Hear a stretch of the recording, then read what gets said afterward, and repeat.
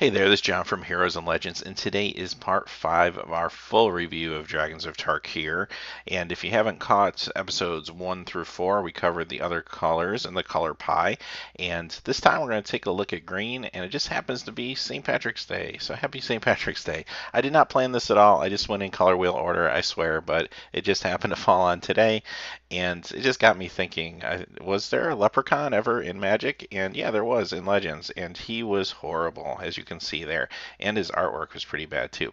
So having said that, let's get into the cards that matter, and we'll start with Airy Bowmasters. And this is a very good limited creature. He only costs 4 for a 3/4, and he has reach, and he has Megamorph, which if you Megamorph him, he becomes a 4/5, which can actually stop some of the dragons in the set. So this is a really fine limited card. I like him a lot. A little too pricey for constructive, but he's a good guy. He'll do work for you. Inoc Artillerist, and this one is similar to the last card, but maybe not quite as exciting. If it gets a +1/+1 counter, then it basically becomes a 5/2 reach, and then it can protect you against dragons, but it's only going to be really good in a very Abzan defensive posturing where you can easily get a counter on this. If you can't get a counter on this, it's not that great of a card, and because of that, it's not going to make all limited builds. Inox Survivalist. And this guy is a good sideboard card in limited. I'm probably not starting the game with him. He's a disenchant or a naturalize when you flip him, so that's good. That's an awesome ability. You do need that, especially with all the really pushed enchantments that are in this block. You can get beat by some of these enchantments, so it's nice to know that this guy is around. Like I said, you might not start off with him in your main deck, but he's a good guy to have. Next card is Assault Formation, and this is exactly what I was just talking about. Another really pushed cheap enchantment. And the first two sections of the card, switching the power and toughness when you assign damage and letting a defender creature attack, okay, that's cool. But it's really the third one I'm most interested in. It's basically giving your creatures pump, and you're pumping their defense when you're blocking, but when you're assigning damage, you're basically pumping their offense. Awesome mana sink. It's aggressively priced to be a good card. Now, it doesn't do a lot for you early game, and because of that, it might not always make your cut, but I think if you're playing green and you happen to open this guy or draft this guy, you probably want him in your deck. Just because the late game, he's going to be so good for you, because that's all creatures you control get +0/+1. So if you have say 5 or 6 creatures, even if they're small creatures, if somebody can get in, or maybe you have some creatures with trample, you're just basically pumping damage into your opponent. Really awesome card. Tarka Beastbreaker. And this is another fine limited guy. He's a grizzly bear, and then when you do have a lot of power on the board, he can use his formidable ability to become a 6/6. Now that does cost 5 every time he does that, so it's a little pricey, but if you have a lot of creatures or some big creatures, you're going to use this guy. He's not going to hurt anything. He doesn't destroy your curve. He's actually very good for your curve. So late game, he's even better. So he's not always going to make the cut. It's just going to be dependent on your limited deck, but he's pretty good. Avatar the Resolute. Now we go from pretty good to kind of amazing. This guy costs 2 green for a 3/2, and he's got reach and trample built in. And on top of that, he enters the battlefield with counters for every other creature that you have +1/+1 counters on. So he's a house in an Abzan build with a lot of counter strategy. And even if you don't have that build, he's still a fine guy. Now he costs 2 green, so in a multicolor deck, he might not really be your 2-drop. He might be your 3 or 4-drop, but he's still very powerful and just a very aggressive card. Regardless of whether you think you're going to use the +1/+1 counter ability, he's probably going to do well in your deck for you. Circle of Elders, and 4 for 2/4 Vigilance is just fine in limited. He's going to gum up the ground, what you want to do for a lot of your Abzan strategies. His Formidable is interesting. If you have power 8 or greater out in the battlefield, then you can tap to add 3 colorless mana to your mana pool. Honestly, right now that isn't really that meaningful, because you got to think this is pretty late game that you're doing this ability. I mean, maybe it gets you out a big dragon or something like that, but I think this is the type of card that's planting the seed for what's to come. And this fall we're going to see the Battle for Zendikar, and you pretty can bet there's going to be Eldrazi there. And now this card makes a lot more sense if you're trying to cast some Eldrazi. So interesting to see what happens in the future with this card. Right now though, he's an okay limited card. Collected Company, and I really like this card a lot. In limited, I think this is just a powerhouse because most limited decks you're going to have some small creatures in there or convert a mana cost 3 or less. Which, as you'll see as we go forward, there's some actually pretty nice creatures that cost 3 mana, not necessarily small ones. So you know you're going to have these in your deck. So this is a great card. It just can help cheat you ahead, and could you miss with it? Yeah, you could miss with it, and that's the risk you're taking. But I think I'm going to take that risk with this card. It's at instant speed, which is another really nice thing, so you can use it as a surprise or a combat trick as well. I really like it. I think it could see some standard play if there's a Selesnya Weenie deck out there. Colossadon Yearling. And here's one of those cards I just mentioned. He's 3 and he's a 2/4. That's pretty good. So that's a lot of value if you happen to pull him with the previous card. He's a cheap blocker. He's going to come up the ground for you. Obviously doesn't do enough for constructed, but if you're playing an Abzan strategy, he makes sense in limited. Conifer Strider. I don't really like these guys that have the fragile toughness, and he's a 5/1 for 4. He's going to trade with the creature, and that's just fine. But you do want to look too. He does have hexproof, so he's the kind of creature that if you are able to get some counters on him, or if you have an aura, and usually I try not to use auras, but this is an example of a time where if I had a couple, 2 or 3 of him in my limited deck, I'd feel a lot better using an aura to buff him. He can become a house with some auras and very hard to deal with. But like I said, a little too fragile to really be anything in constructed. He's not always going to make your limited build if you don't have a way to buff him. Deathmist Raptor. I really like this card a lot. First off, just look at his stats. He's a 3/3 for 3. That's good enough in limited just to play outright, just like that. Now let's give him Death Touch. He's even better. Let's give him Megamorph on top of that. Wow, he's even better.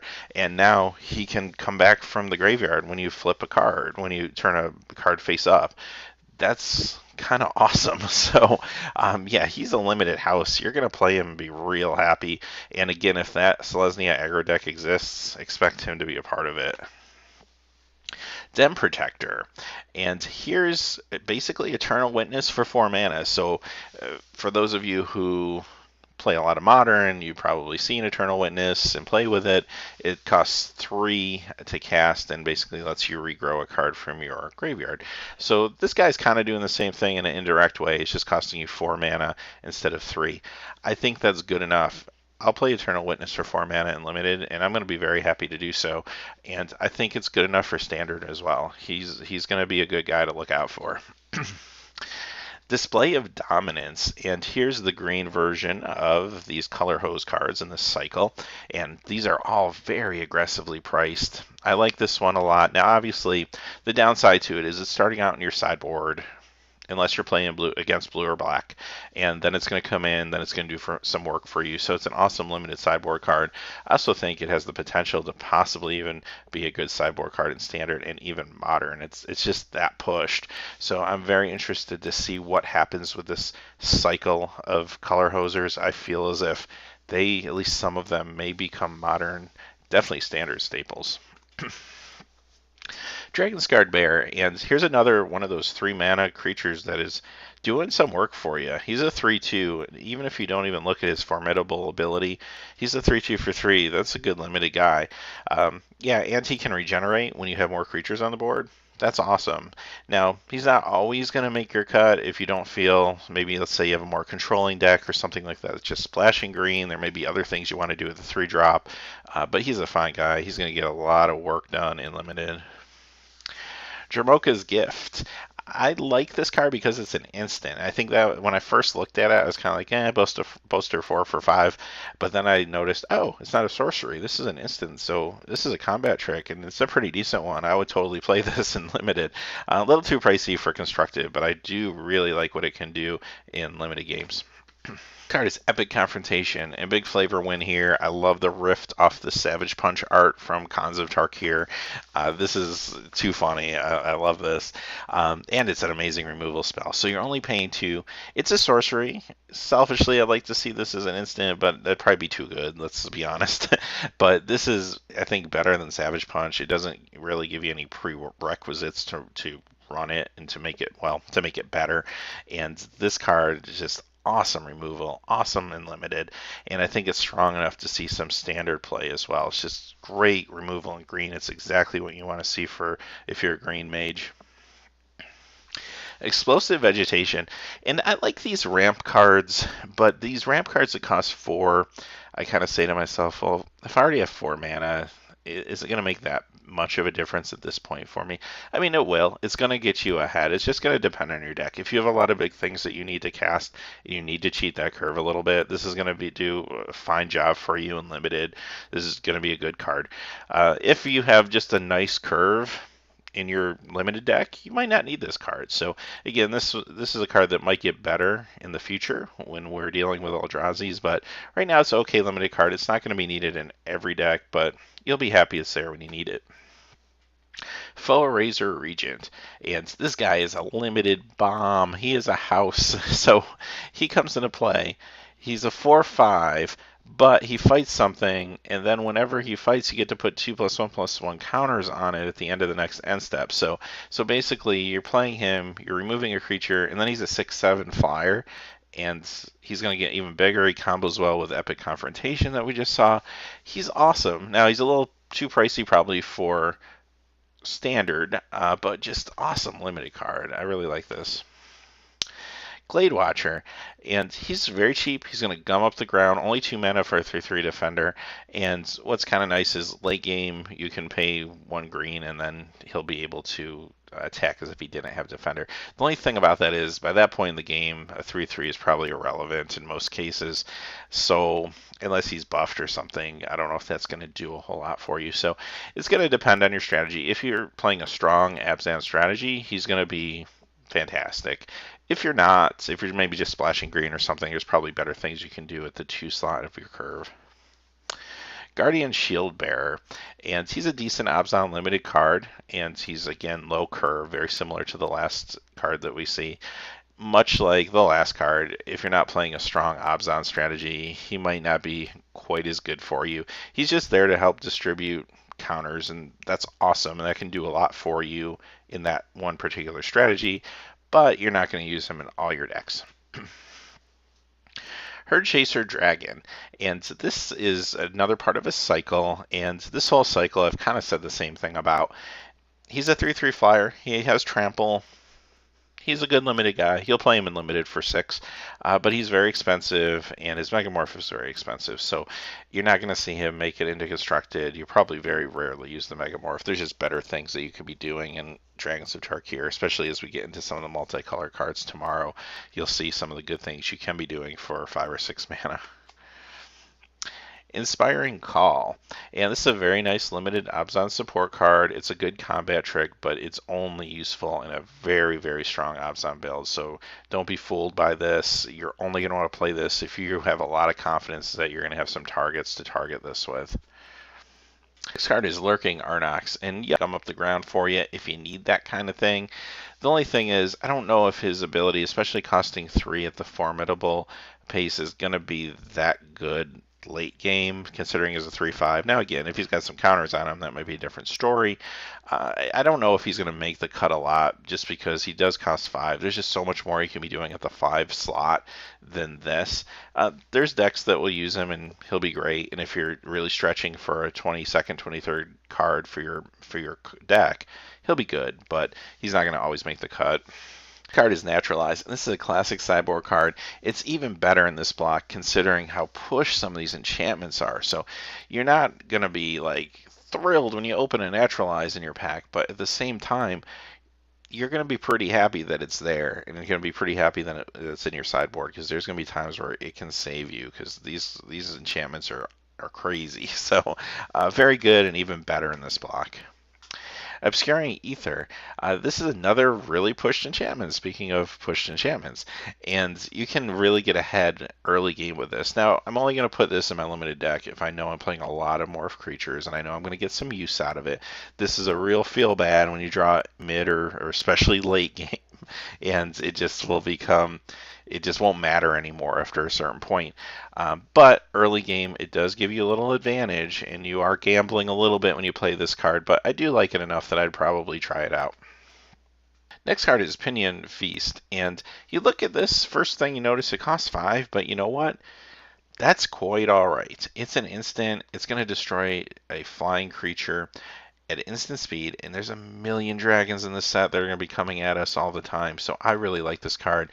This is almost an auto include probably in any limited deck. And on top of it, it does the bolster too, which can also kind of double as a combat trick when you're using it as an instant. Really like this card. It's fantastic. Now, yeah, it is probably a little too pricey considering we got much cheaper removal that we can put in standard, but it's a really fine card.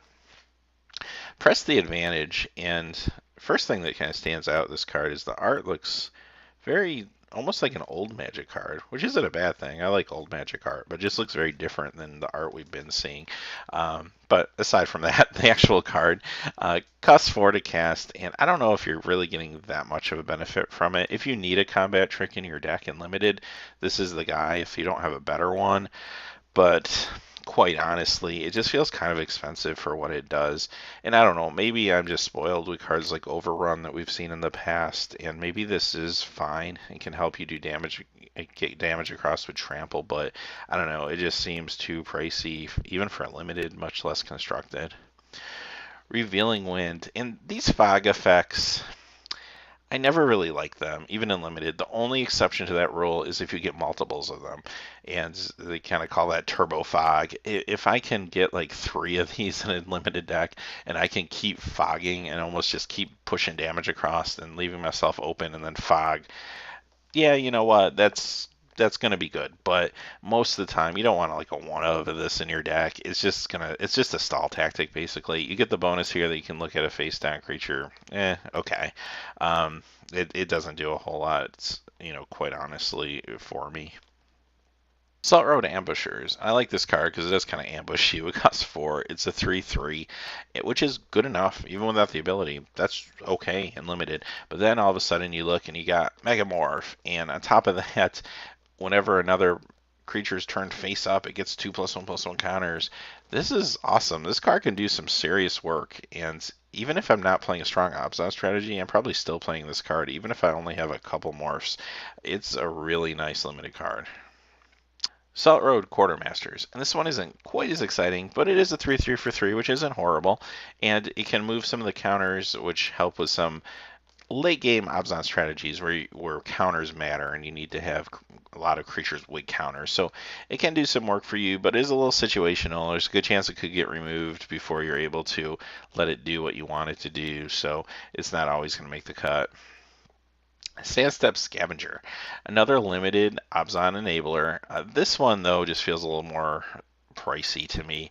2/2 for 5 is very painful, even though you do get to bolster 2 when it enters the battlefield. The one thing you do want to remember about bolster is as good as it is, and as much as there are a lot of counters matters cards out there where this could be good in some limited decks, you are bolstering the smallest toughness creature, which isn't always as productive as you kind of think it's going to be. So when you're paying 5 for an effect like this, I don't know. I'd steer clear of it, I think, in most cases, unless I'm playing a really strong Abzan counters matters build. Scaleguard Sentinels, and here's a nice card. 2 green for a 2/3. That on its own, again, awesome. If you happen to be playing with dragons and you can either show a dragon from your hand or there's one on the battlefield for you, now it's a 3/4 for 2. Yeah, I'm certainly going to play with that. It's also strong enough and on curve to see some standard play. Just awesome card. Segmented Crotique. And he's a big dumb house, but you know what? He's a good house in limited. You're paying 6 for a 6/5, or you can megamorph him for 7 if it's later in the game, and he's going to do some work for you. He's a little too pricey for constructed, obviously, but he's a good guy to have around in limited for sure.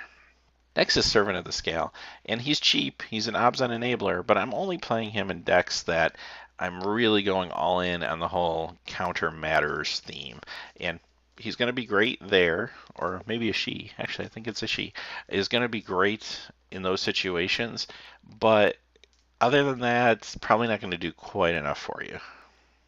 Shaman of the Forgotten Ways. he's going to help you ramp into those multicolored dragons. Now, he is a mythic. You're not going to see a lot of them, but when you do get him, he's really going to be a nice sort of mana ramp for you in limited. His formidable ability is probably not going to be where you want to go in limited. That's going to take some setup. Now, that does make more sense in some commander decks. I'm thinking commander tokens, for example, where this could be a fun kind of commander card. But even in standard, I do think his extra ability is a little too situational, but he could be a good ramp guy in the future. We got to watch out for him, especially when Zendikar comes out. Shade of the Sands, and this is a better limited card in Dragons of Tarkir than it probably would be in almost any other set ever made, just because it is at instant speed. It costs only 1 green. It gives a creature reach and +0/+5. It's the reach that's the part that I'm most interested in because it is a little bit of a surprise and could maybe block and kill a dragon under the right circumstances. Now, having said that, there's better removal out there. It's not something that's an auto include in limited. If you have better things to do, you're not going to run this card, but if you're desperate for removal, it's there for you, and it could surprise your opponent. Sheltered Aerie, and this one is a little expensive for what it does, I think. I mean, you're paying 3, and your land is now going to give you 2 mana of any one color instead of 1. It's good in mana fixing, and you're only going to include this in your deck, I think, if you're in a situation where you're trying to splash, maybe trying to get a little fancy and get some different colored dragons in there. Then it's going to be okay, and yeah, you're going to use it, and it might work out for you. It might not. So it's going to be a very niche role in limited decks, but it's there if you need it. Sight of the Scalelords, and this is an okay limited enchantment. Now, this does cost 5. It doesn't feel as pushed to some of these other enchantments. And the other thing about this is it almost feels like a win more. So at the combat on your turn, creatures you control with toughness 4 or greater get +2/+2 and gain vigilance. Well, if you have a bunch of creatures with toughness 4 or greater, you might be in a pretty good position, and you might not need or want to play a 5 casting cost enchantment. You might just want to play another creature and keep the pressure on. So, I don't know. I mean, there's probably some decks, if you know you're going to have a lot of big creatures, especially strong toughness creatures, yeah, maybe you just include it as a 23rd, 22nd card if you're looking to include something, but I don't see it getting included in a whole lot of decks, quite honestly. Impeding Elkhart. I really like this guy. He's a 5/5 for 5, and on top of that, once you hit Formidable, all your creatures get trample. Yes, certainly. Sign me up for this. Limited, he's going to be a house. He's at the common level too, so watch out because you could run into a few of these guys out there. I really like this card a lot. Now, costs a little too much for constructed, but very good limited card. Sunbringer's Touch, and what kind of pains me about this card, I guess, is it's a sorcery. I really wish it was an instant. I don't know, maybe it'd be too powerful if it was an instant. But I'd like to use these types of cards as combat tricks. I can't really do that as much here. But if I'm playing a strong counter matter strategy, he's a good card, and you'll probably play him. He only costs 4. It's not too overwhelming of a casting cost considering what it does. And at the point where you're casting him for 4, you don't have a full hand of cards, so you want to keep that in mind too. You don't expect to get like 7 counters or something like that. You're maybe lucky to get like 3 or 4, but that's just fine in those counter mana strategies because all that really matters is that you're getting counters out on creatures, quite honestly. So not going to fit into all decks, obviously, but he's there. Serac the Hunt Caller, and this guy is pushed. He's 4 for a 5/4. That alone, he's pushed. I mean, that's great. And on top of that, if you have the formidable effect, he can give haste to a creature every turn. So he's going to speed you up, and that's cool. But quite honestly, just having the 5/4 for 4, I'm happy with him in limited. He's great. And I think he's strong enough to potentially make it into standard as well. Next one is Tread Upon, and this is an okay limited trick if you have some big creatures. Again, you're paying 2 to get +2/+2 and trample. That trample is good, and you really shouldn't underestimate that. That can win games at times, and paying 2 mana to win a game is not a bad thing. The only thing that kind of worries me about this card is it just seems so situational, and I just compare it to Giant Growth. I just feel like I'd rather pay 1 green for 3, and maybe maybe that's too good. I don't know, but paying 2 for +2/+2 and trample, I'm trading a point of damage for trample. Maybe that's even better. So I don't know. I'm a little torn on this card. I feel like it could be fine. I want to play with this and just see how it works out. If I have a lot of big creatures, yeah, I would totally include it. Don't get me wrong. But I could see also where there'll be times where this card might feel like, I don't know, a dead card or just not doing as much as it could be doing. And having said that, believe it or not, we are through all the green cards for Dragons of Tarkir, and that is the whole color pie. So tomorrow we're going to look at all the multicolor cards and the colorless cards in the set, and I will tell you right now, the multicolor dragons are crazy, so we have a lot of those to kind of look over. And once we get the whole set review out after tomorrow, which is Wednesday, then of course the pre-release is Friday. We're going to continue to be putting out some exciting content every day. I'd like to get a video out. I do have some product openings I'm going to get out there. I'm looking forward to doing a fat pack opening once the product comes out as well for Dragons of Tarkir. So a lot of good stuff coming up. As always, please remember to like and subscribe, and have a great day.